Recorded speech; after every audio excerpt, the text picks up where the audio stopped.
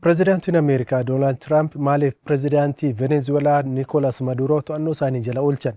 Tiraampii fi Niikoolaas Maduroo walitti dhaadachuu kan jalqaban bubbulaniiru. Haa ta'u malee Maduroon haga kana Tiraamp humna waraanaa bobbaasee to'annoo isaa jala na oolchata jedhee waan tilmaameen fakkaatu. Kanaafis yeroo adda addaatti deddeebi'ee yeroo dubbatu ani bilbilli koo haakii ta'uu danda'u yookaan atamuu danda'u bilbila ajaa'ibaa kana Hawaayii kan naatiif kenne pireezidaantii Chaayinaa Shii Jinping kanaafiyyuu kootuutii ilaalii odeeffannoo waa'ee koo argachuu dandeessu jechuun akka qoosaatti torbanoota darbes dubbataa ture. Waggaa haaraa irrattis uummata biyya isaaf ergaa yeroo dabarsaa turetti sirba tokkootiin shubbisaa ture. Innis nagaa nuyi waraanan barbaadnu jechaa ture. Haa ta'u malee Doonaald Tiraamp biraatiin hafne. Dhimmi isaaniis akkas ture. Tiraamp ati mootummaa abbaa irreeti jechuun isa himata. Tiraamp Niikoolaas Maduroo dursaa garee kanneen qoricha sammuu hadoochuu daldalaniiti jechuunis irra deddeebiin himatee jira. Kanaafis akka seera Ameerikaatti inni shororkeessaadha jechuun isa barbaadaa ture. Walitti bu'insi gaggeessitoota lamaanii kan bubbule ta'us muddamni isaanii dhiyeenya kana haalaan dabaleera. Kunis yeroo dooniin Venezuelaa boba'aa baarmeela miiliyoona hedduun tilmaamamu feetee imalaa turtetti humni qilleensa Ameerikaa rukutuun dhaabsisaa yeroo turee fi to'annoo isaa jala oolchaa ture akka malee hammaachaa ture. Dooniiwwan Venezuelaa humna waraana Ameerikaan galaana Kaaribiyaan keessatti hafanis baay'eedha. Niikoolaas Maduroo to'annoo isaanii jala oolchuudhaatiif qorannoo hedduu taasisaa turaniiru. Pireezidaantiin Ameerikaa Doonaald Tiraamp akkuma dhaadate taasise. Niikoolaas Maduroo eessa akka inni jiraatu, kutaa akkamii keessa akka inni bulu, nyaata akkamii akka inni jaallatu, yeroo akkamii akka inni bahee galu hundumaa qoratanii fixaniiru.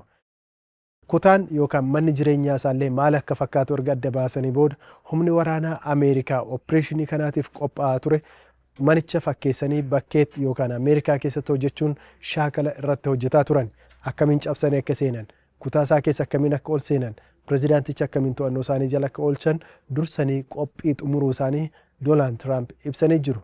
Biyya lafaarratti humni waraanaa opereeshinii akka kanaa gaggeessuu danda'u tokkoyyuu hin jiru jedhanii Tiraamp dubbataniiru. Kunis guyyoota afuriif haala qilleensa mijataa erga eegaa turanii sanbata darbe ture. Halkan osoon eegamiin kan isaan to'annoo isaanii jala oolchuu danda'an. Venezuelaa magaalaa Kaaraakaas keessa halkan naannoo sa'a 7 yeroo ta'u ibsaan guutummaa guutuutti dhabamsiifame. Tiraamp kana ogummaa qabnuutiin balleessine jechuun dubbatee jira. Irra keessa samii magaalaa Kaaraakaas irra immoo xiyyaaronni waraanaa hedduun akkuma allaattiitti irra marsaa turan. Xiyyaarota waraanaa 150 ta'an Ameerikaan gara sanatti bobbaastee jirti. Humna galaanarraa, humna lafoo, humni waraanaa jedhame kamiyyuu yuunitiiwwan adda addaa irraatii akka qophaa'anii jiran Tiraamp ibsaniiru. Taateen mudata hundumaaf humni deebii kennu tokko isaaf qophaa'ee ture. Humni waraana Ameerikaa akka magaalaa Kaaraakaas bakka Niikoolaas Maduroo jira jedhamee adda ba'e sana yommuu dhaqqabe irra keessaan haleellaa raawwate. Yoo xiqqaate dhoo'insi gurguddaan 7 magaalicha keessatti dhaga'amee ture. Yeroo sana waan akka abiddaa guddaan magaala sana keessaatii boba'aa ture. Niikoolaas Maduroo eegumsa jabaa qaba ture. Inumaayyuu waraana biyya isaatiin qofa osoo hin taane loltoota Kuubaan dabalata eegamaa ture. Yeroo Ameerikaan opereeshinii kana gaggeessitu loltoonni Kuubaa gara 32 ol ta'an ajjeefamaniiru. Kanaaf Kuubaanis guyyaa gaddaa 2 labsitee jirti. Irra caalaan humna eegumsa Niikoolaas Maduroo barbadaa'uu isaanii immoo ministeerri ittisaa biyyattii ergasii ibsaniiru. Egaa humnoota amma kana bobbaasuun Ameerikaan Niikoolaas Maduroo fi haadha warraasaa Siiliyaa Filoores to'annoo isaanii jala oolchaniiru. Kunis kutaa ciisicha isaaniitti itti seenuun harkisanii baasanii heelikoopteraan gara doonii waraana Ameerikaa Kaaribiyaan keessa iddoo dhokataa qophaa'e tokko geessan. Sana booddee gara Guantaanamootti fudhatan. Kunis Kuubaa keessa jechuudha. Achi immoo heelikooptera biraatiin gara magaalaa Niiwuyoork Manhattan geessanii mana hidhaa Brooklyn keessatti isa hidhani. Haa ta'u malee Doonaald Tiraamp maaliif Niikoolaas Maduroo to'annoo isaanii jala oolchuu barbaadan? Pireezidaantichi mootummaa abbaa irree waan ta'eef mootummicha jijjiiruuf moo boba'aa biyyattii barbaaduuf kan jedhu gaaffii guddaa ka'aa turedha. Niikoolaas Maduroo filannoo yeroo darbe bara 2023 keessa biyyattiitti gaggeeffame irratti hin mo'anne jedhamaa ture. Biyyoonni Awurooppaa kan akka Ingilaand, Faransaayii fi Jarman fa'aa beekamtii hin kenninee fi Ispeeniif Xaaliyaan illee dabalatee jechuudha. Yeroo Niikoolaas Maduroo filannoo kana nan mo'adhe jedhe mo'ateera kan jedhame paartii mormituuti. Hoogganaan paartii mormituu tokko Gonzaales jedhamu gara Ispeenitti baqateera. Yeroo darbe badhaasa Noobeelii nagaa kan mo'attes akkasuma dhokattee akka jirtu ibsamaa ture. Sababii guddaan inni jalqabaa Nikoolas Maduroo qoricha sammuu nama hadoochu gara Ameerikaatti daldalsiisaa isa jedhudha. Haa ta'u malee dubbii ijoon isa mitii jedhu xiinxaltoonni siyaasaa addunyaa beekamoon ammoo Venezuelaan addunyaa kanarratti boba'aa jigitaa qabaachuun biyya jalqaba irratti argamtudha. Boba'aa jigitaa barmeela biiliyoona 303 ol qabaachuunis sadarkaa jalqabaa irratti argamtii jedhama. Kaampaanoonni Ameerikaa hedduun isaanii boba'aa kana baasanii gabaa addunyaaf dhiyeessuu barbaadu. Gabaa Ameerikaa keessas dabalatee jechuudha. Nikoolas Maduroo kanan eeyyamne michummaan isaa gara Chaayinaa fi Raashiyaattidha. Ollaa Ameerikaa taa'ee jechuudha. Qeeqni isaa fi Tiraamp gidduu jirus kanumarraatiin dabalaa dhufe. Kaayyoo guddaan Tiraamp akkuma albuudota biyyoota adda addaa barbaadaa ture as keessaas boba'aadha malee dhimma dimokiraasii biyya Venezuelaa keessaa mitii jedhu xiinxaltoonni siyaasaa. Tiraamp kana mirkaneessuufis namni Venezuelaa kana booda gaggeessu fedha Ameerikaa hojiirra kan oolchu ta'uu qabaa jedhaniiru. Yoo kanan taane garuu kan Nikoolas Maduroo caalutu isaan eeggataa jedhan. Ittaantu Nikoolas Maduroo har'a sirna kakuu raawwachuun pirezidaantii biyyattii ni ta'u jedhamee eegama. Humni waraana biyyattis akka ishee deeggaru ibsee jira. Tiraampii fi Maarkoo Ruubiyoon fedhii keenya yookaan maal akka ishee irraatti barbaadu itti himneerra. Yoo ta'uu baate garuu balaatu ishee eeggataa jedhe Tiraamp. Daqiiqota muraasaan dura Nikoolas Maduroo mana murtiitti dhiyaatee jira. Himanni isarratti banamee jiru immoo daldalaa qoricha sammuu hadoochuu gara Ameerikaatti taasisa kan jedhudha. Dabalataan meeshaalee waraanaa Ameerikaa balleessuu danda'an hidhachuu keessatti shira xaxaa ture kan jedhu himata biraa irratti ka'udha.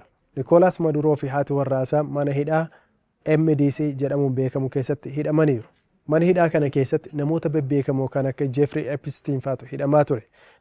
R. Kelly fi akkasumas dhiyeenyan kan immoo Shindidiin fa'aa asuma keessatti hidhamanii turan. Kana booda Delcy Rodriguez ittaantu Nikoolas Maduroo kan turte pirezidaantii Venezuelaa taati jedhameeti kan eegamu.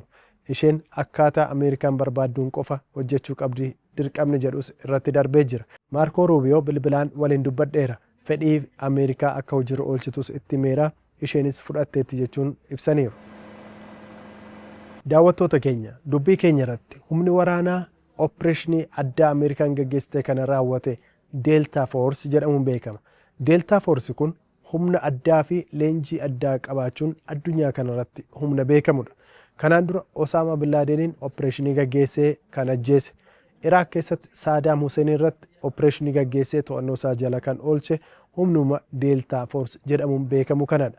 Dabalataan Soomaaliyaa keessattis bara 1990moota keessa opereeshinii guddaa gaggeessanii ture. Kufaatii mootummaa Ziyaad Baarree hordofee jechuudha. Haa ta'u malee achitti xiyyaaronni waraanaa Ameerikaan 2 Black Hawk jedhaman rukutamanii bu'uun loltoonni Ameerikaa 18 ajjeefamanii ture. Yeroo sana Ameerikaan gaabbii guddaa keessa akka galte ibsama. Fiilmiin kanarratti hojjetame Black Hawk Down jedhamullee Netflixii fi Hollywood keessatti akkaan ilaalchifamaa ture. Fiilmiin kun kan inni seenessu waa'ee opereeshinii humnoota waraanaa Ameerikaa Rangers jedhamuun beekaman yeroo sana jechuudha. Kan amma Deeltaa Foorsi jedhamuun beekaman irratti kan xiyyeeffatu ture.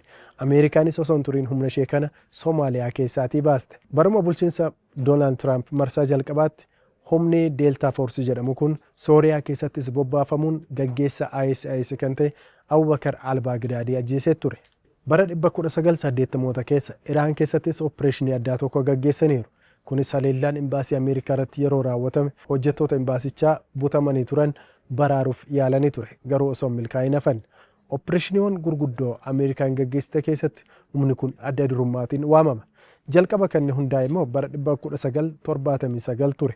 Kunis namoota ukkaamsaman yookaan hidhattootaan butaman baraaruu akkasumas ergama siyaasaa fi istiraatiijii Ameerikaa hundumaa addunyaa irratti kabachiisuuf yaadamee kan hundeeffame ture. Humni kun ajajaa mataasaa jalatti kan socho'u ta'e garuu yeroo baay'ee uummata biratti hin beekaman iccitiidhaan opereeshiniiwwan gurguddoo Ameerikaa kana gaggeessu jechuudha.